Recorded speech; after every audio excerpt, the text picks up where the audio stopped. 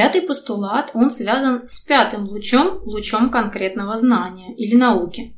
И он звучит как: каждый уязвимый элемент может использовать свою власть. Для обретения и расширения им и подопечных ему групп населения своего душевного состояния и получения полного иммунитета. Или использовать эту же власть для иной цели – обеспечения вымирания как себя, так и подопечных ему групп. Третьего не дано. Вполне конкретно. Но как же быть с наукой? Да, мы подошли к тому, чтобы рассмотреть состояние пятого постулата в уме каждого из людей.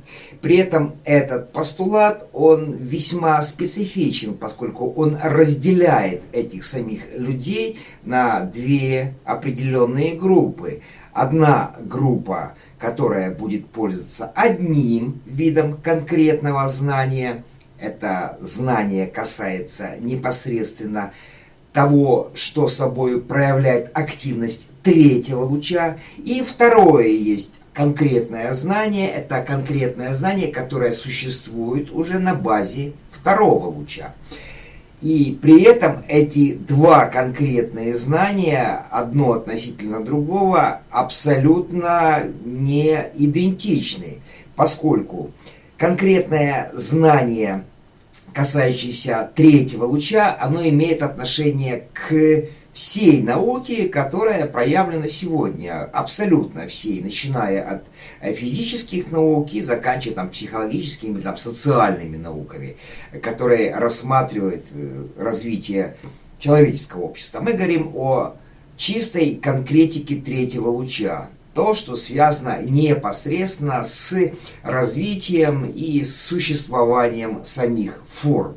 Что касается конкретного знания, которое проявлено на втором луче, то эти знания для третьего луча являются отнюдь не конкретными. Они для этого луча и для всех тех, кто находится на этом луче в своем уме, они для них являются абсолютно абстрактными. Возьмем, к примеру, тайную доктрину, возьмем работы Елены Ивановны Рерих, Агни-йога или живая этика, возьмем работы Бизан, Чарльза Литбитера, Рудольфа Штайнера, Элизабет Профит, Бриджит Ламборн. Наши работы, все эти знания, которые передавались и мы сейчас передаем человечеству, они для него являются абсолютно неконкретными, они для него являются абстрактными.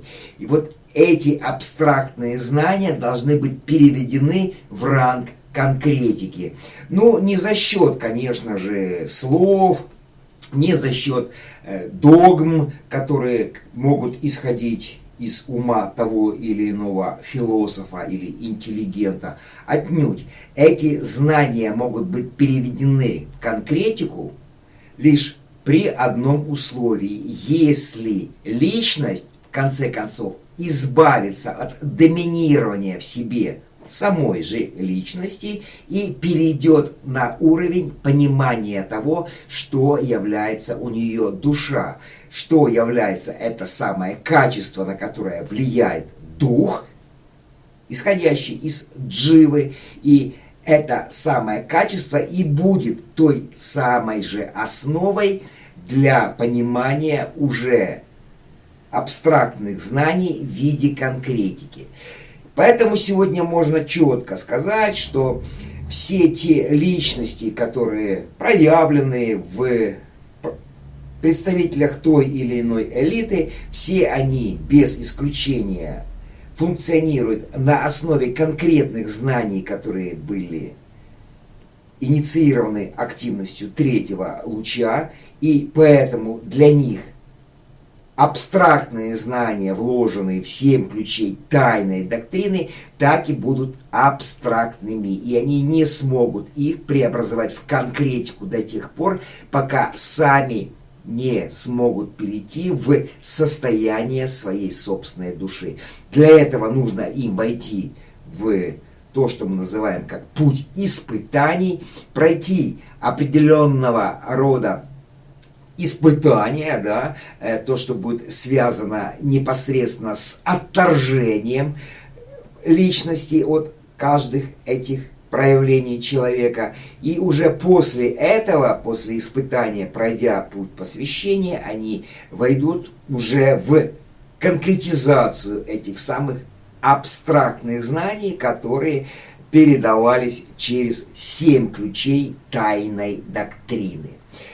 Как вы знаете, есть такая организация Lucis Trust, и под влиянием активности учителя Кутхуми Алиса Н. Белли и ее группа, которую она собрала вокруг себя, активно участвовали в том, чтобы эта организация Lucis Trust осадила саму себя в Организации Объединенных Наций, что и было сделано. И теперь вот эта группа, которая смотрит за тем, чтобы вот эти абстрактные знания, которые были переданы через учение тибетца Алисы Н. Белли, находились в конкретике функционирования Организации Объединенных Наций. Но при этом все равно эти знания остаются абстрактными, и они лишь конкретизируются определенными действиями той группы, которая, собственно, и создается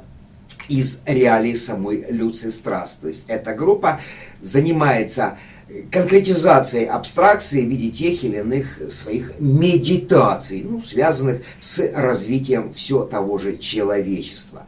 То есть в данном понимании нам нужно четко сделать для себя вывод, что конкретика для личности и конкретика для души – это абсолютно разные понятия и абсолютно разные вещи, да, о которых еще пока не понимает обычная личность, которая своим умом погружена в прошлую, в историю, использует вот этот вот исторический опыт прошлого для того, чтобы продвигать себя в будущее.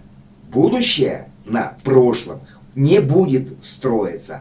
Будущее на истории строиться никак не будет. Будущее будет строиться на основе абстракций будущего. И эти абстракции, как вы понимаете, созданы из уровня универсальности. Значит, 2 вида науки, традиционная и новая, то есть оккультная. Каждая из них работает на прошлое и на будущее.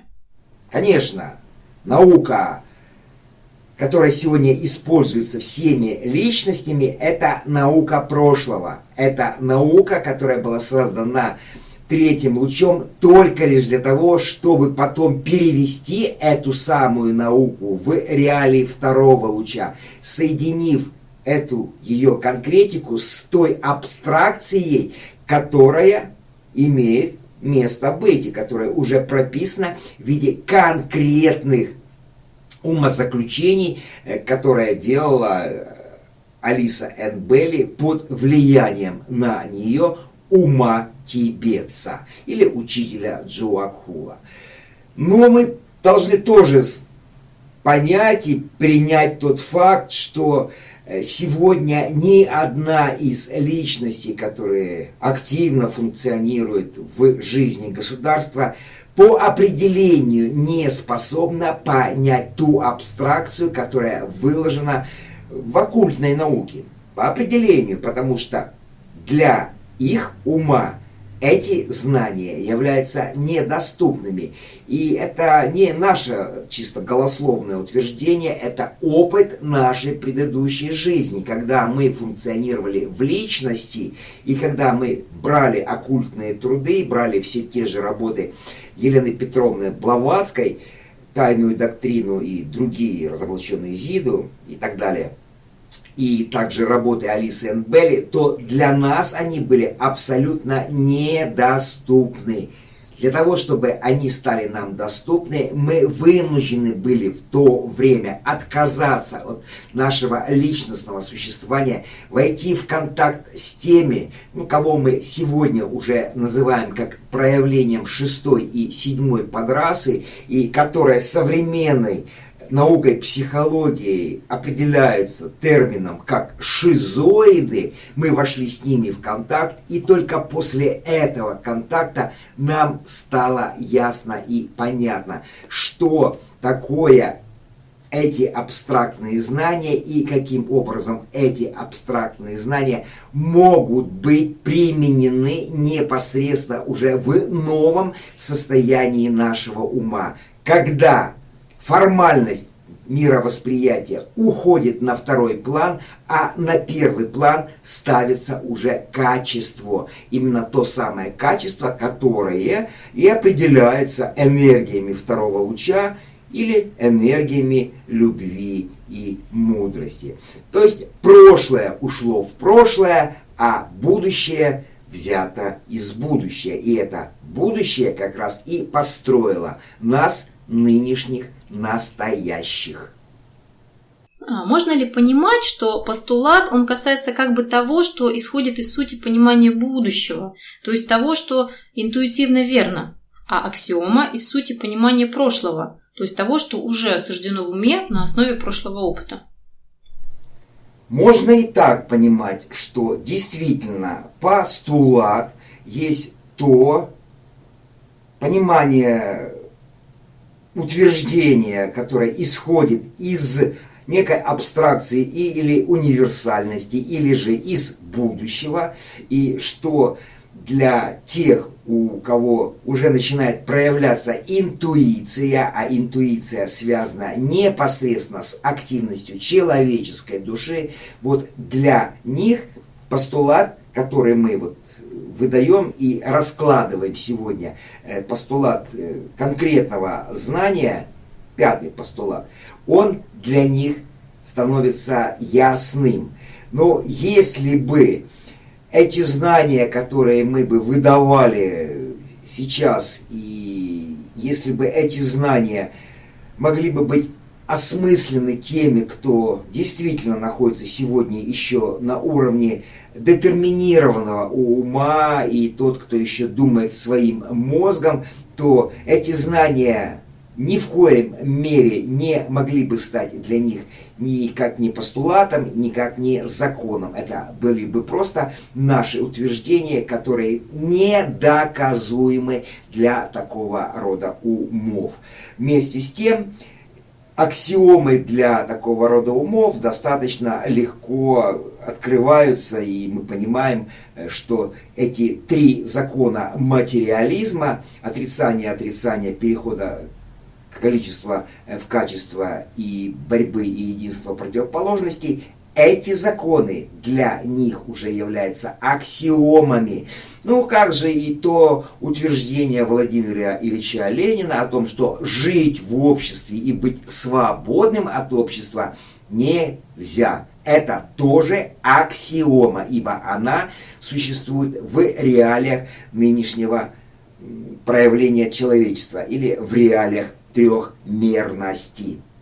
Таким образом, все, что касается набранного опыта людьми, и который исходит из знания им истории, и который записывается им в те или иные манускрипты, или документы, или книги, все это есть не что иное, как некие аксиомы, которые действительно уже на настоящее время не требуют никаких доказательств. Но все то, что исходит из будущего, все то, что сегодня еще является для большинства личностей не более чем абстракцией, которая не может быть конкретизирована в их ум, для них это есть тот самый постулат, которого все они должны придерживаться. Иначе никак не будут придерживаться,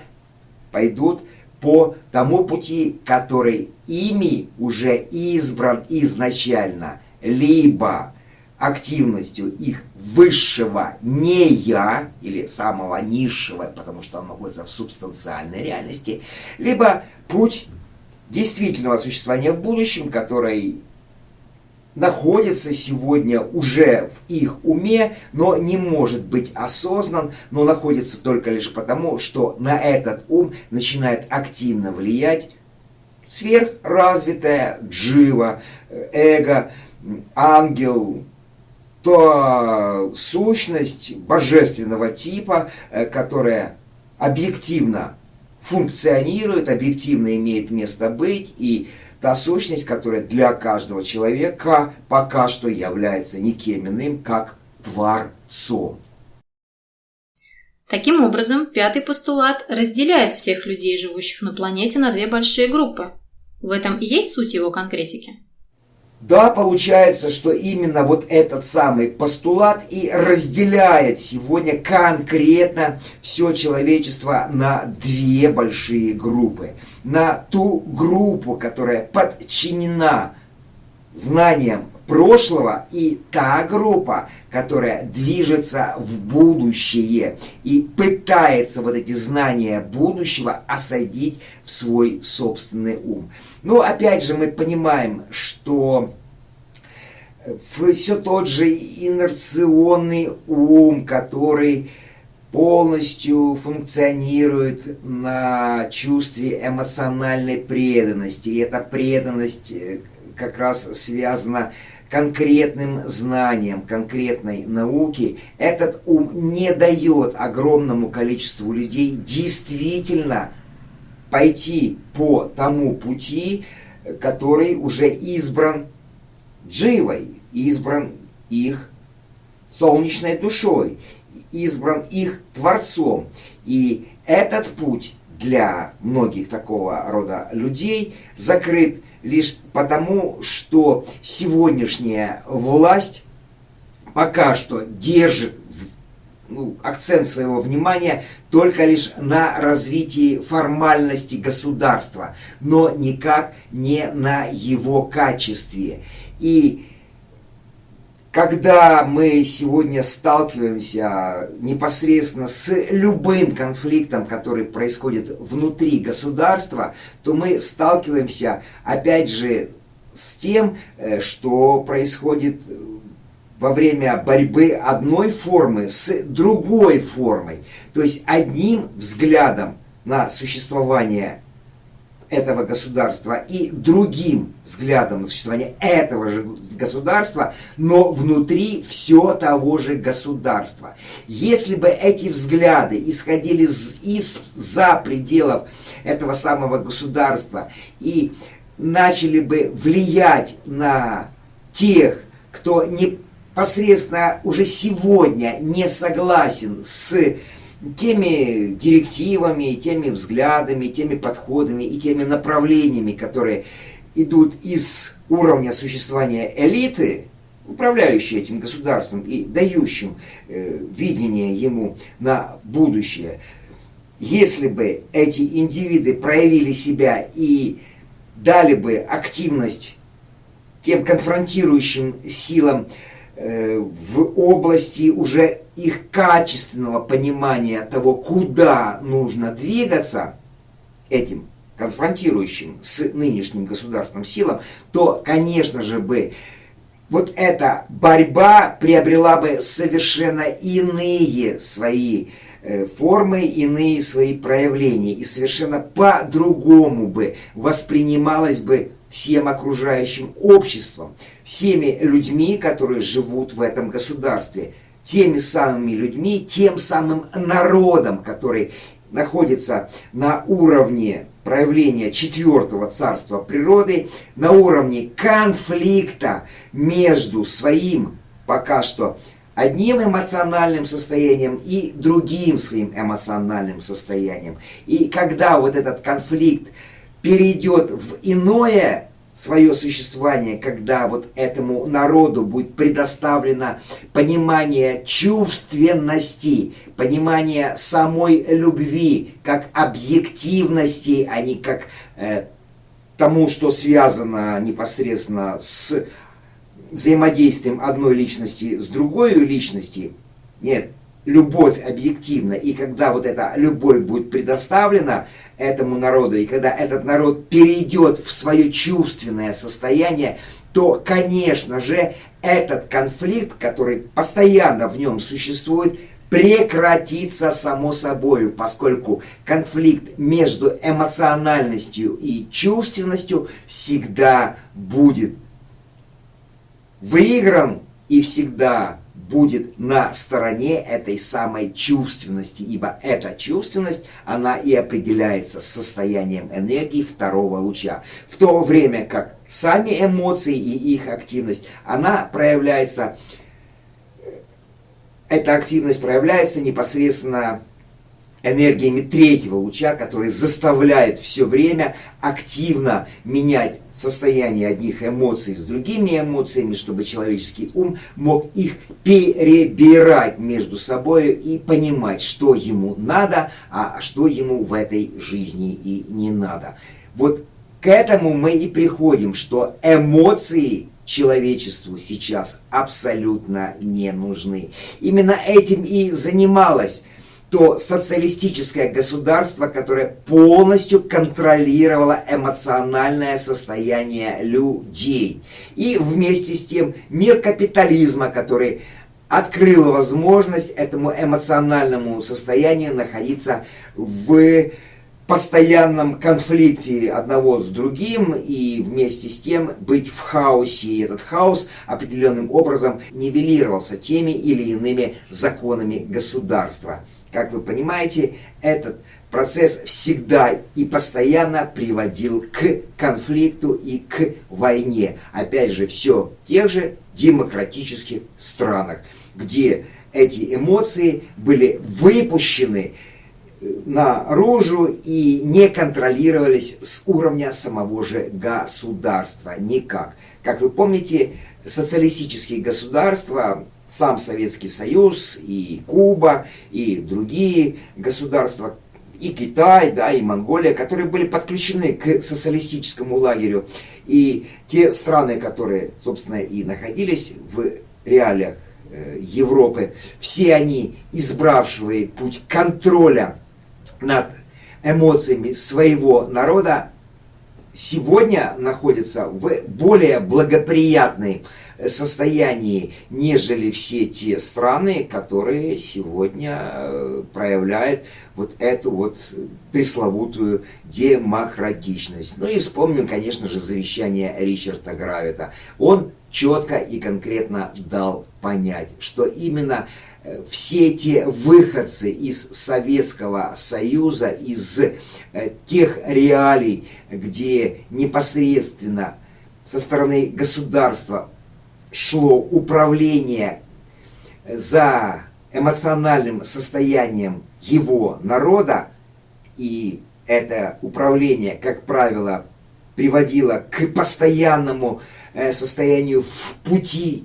испытаний. То есть люди постоянно находились на пути испытаний. Вот они, все эти выходцы из бывшего социалистического лагеря, приобретают право на будущее, ибо они уже прошли этот путь испытаний, который еще демократическим странам придется пройти. И что останется от населения этих стран в будущем, мы можем только лишь догадываться. Но Ричард Гравит нам заявляет о том, что их будет всего лишь 15%, от общего числа людей. Как бы такая цифра была им выдана. И мы видим, что Соединенные Штаты сегодня лидируют по количеству умерших от того же COVID-19, от все той же атипичной пневмонии, от все той же пандемии, которая и их Соединенные Штаты Америки, конечно же, захватила в свои цепкие тиски.